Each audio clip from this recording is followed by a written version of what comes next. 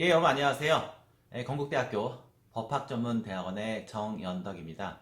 이번 시간은 제가 최근에 이 공기업의 그 면접위원으로 다녀온 적이 있었습니다. 그래서 까먹기 전에 여러분한테 생생한 후기를 들려드리면서 어떻게 하면 면접을 더 잘 볼 수 있을까 하는 것을 설명드리려고 합니다. 제가 이제 이번에 면접을 갔는데 거기는 이제 그 5시간 동안에 거의 20명 넘는 지원자를 갖다가 보게 됩니다. 그렇게 되면 대부분 이제 면접을 오전에 보기도 하고 오후에 볼 때도 있지만 그 오후에 보기 시작하면 대부분 1시 아니면 1시 반 이때부터 시작을 합니다. 그러면 이제 면접을 처음에 시작할 때는 이 면접관들이 의욕에 불타서 한번 잘해봐야지 하고 이제 엄청나게 처음 들어온 사람들은 지금도 열심히 합니다. 그런데 뭐 3시, 4시 이렇게 지나가면 힘이 빠져가지고 무슨 얘기를 해도 큰 상관은 없네. 빨리빨리 끝내고 집에 갑시다 라는 생각을 합니다. 물론 이건 이제 여러분이 다 잘 아시는 내용인데, 그러면 이제 어떤 점을 제가 설명드리고 싶으냐면, 첫 번째 이 자소서를 갖다가 먼저 보고서 면접을 하는 방식입니다. 이 방식은 그러면 이 자소서를 먼저 보게 되면 지원자에 대한 인상이 그려지는데, 뭘 물어보냐면 자소서는 되게 잘 씁니다. 열정적이고 되게 일을 잘할 것 같고 이 되게 엄청나게 일을 잘할 것처럼 보이는데, 딱 들어와서 말을 해보면 그 자소서에 쓴 내용을 그대로 암기해서 쓰는 이 말이 딱 나옵니다. 이렇게 되면 이 면접관들이 물어봅니다. 그래서 구체적으로 예를 들어보세요 라고 말을 합니다. 물론 이제 이렇게 말을 부드럽게 할 때도 있지만 약간 짜증나서 그래서 구체적으로 뭘 했습니까?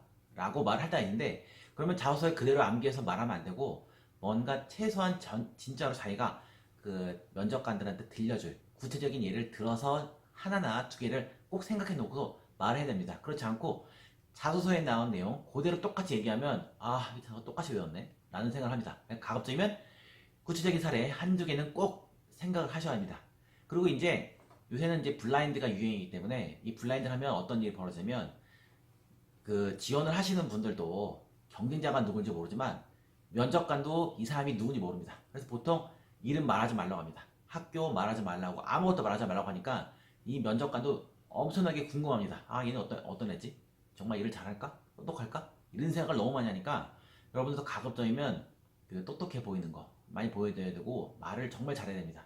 말을 못하면 못할수록 아무런 배경 지식이 없기 때문에 이 사람은 학교가 어디 나왔는지 모르고 이름도 모르고 아무것도 모릅니다. 단지 아는 거는 그냥 자기소개서에 나온 좋은 말들 이거밖에 없기 때문에 진짜 여러분은 말을 잘 하셔야 되고, 그럼 이제 말과 관련해서는 이제 두 가지 버전이 있는데, 이제 제가 면접을 보니까 말을 엄청나게 잘하는 사람들이 많습니다. 근데 그런 사람들은 인상이 안 좋습니다. 이게 무슨 말이냐면 인상이 이게 말만 잘하지 일을 잘 못할 것 같고, 아니면 또 말을 너무 안 합니다. 이러면 이 사람은 답답합니다. 그러니까 제일 좋은 건 말을 너무 많이 해서 그러니까 혼자만 떠드는 사람, 이런 사람들은 어떤 생각이 드냐면 이 사람은 만약에 들어오면 자기 혼자 잘난 체 한다거나 다른 사람은 협력 안 한다 이런 느낌이 탁 들어옵니다.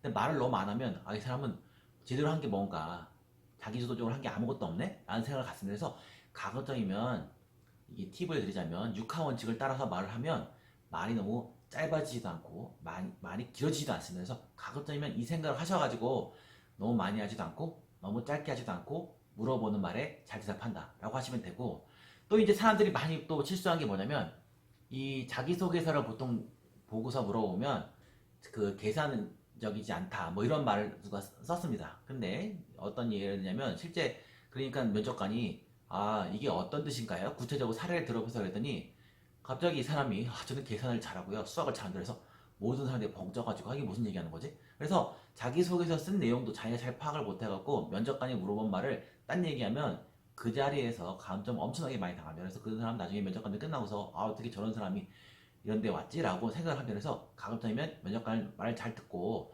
원하는 게 뭔가 라는 생각을 잘 하셔야 됩니다.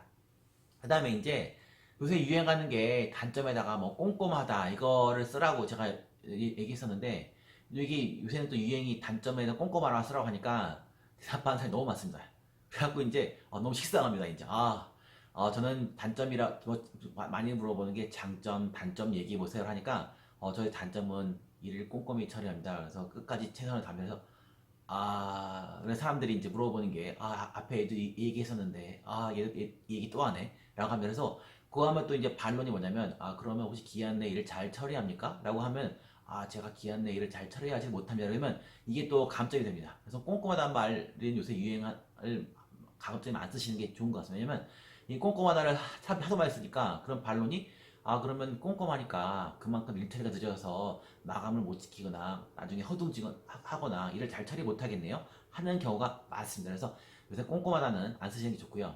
그 다음에 또 많이 물어보는 게 뭐냐면, 요새는 내부 고발과 관련해서 상사의 부정 아니면 상사가 이 일을 꼭 해야 된다고 합니다. 하지만 이게 회사에서 정말 중요한 일인데 자기 양심이 비춰갖고는 좋은 것 같지 않다. 그럼 어떻게 하겠냐라고 물어봅니다. 이런 애매모호한 질문하는 이유는 사실 답은 정해져 있습니다.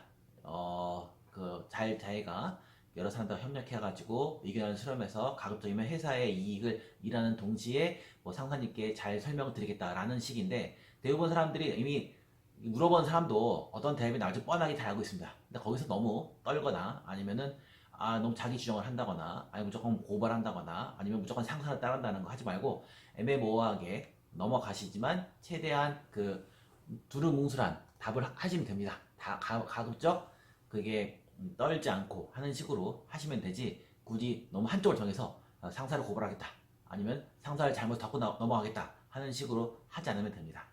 그 다음에 이제 가장 이제 마지막으로 설명드리고 싶은 건 뭐냐면, 이 능력이 있으면 사람들이 말도 잘하고 또 똑똑하게 합니다. 하지만 너무 도도해 보입니다. 그래서 가급적이면 능력이 있더라도 겸손해 보이고, 특히 이제 어떤 일이 있냐면 나갈 때까지도 끝까지 겸손한 태도를 유지해야 됩니다. 그래서 나갈 때 보면 자리를 박차고 나간다거나 아니면 끝까지 이렇게 화는 안 내지만 뭔가 기분 나쁜 표정으로 나가면 턱턱 나갈 때 문에 나가는 게 싹 느껴집니다. 그래서 최대한 겸손한 태도, 문을 나가서 한 5m 나가기 전까지도 끝까지 겸손한 태도를 유지해야 됩니다. 그래서 제가 지금까지 설명드린 건 뭐냐면, 제가 이제 며칠 전에 뭐 면접을 보고 한 후기인데, 일단 여러분들이 가장 중요한 거는 말을 너무 잘하지도 않고 말을 너무 못하지도 않고 면접관이 묻는 말에 똑바로 핵심만 대답한다 라고 생각하시고, 가급적이면 겸손한 태도를 끝까지 유지하시는 게 중요합니다. 감사합니다.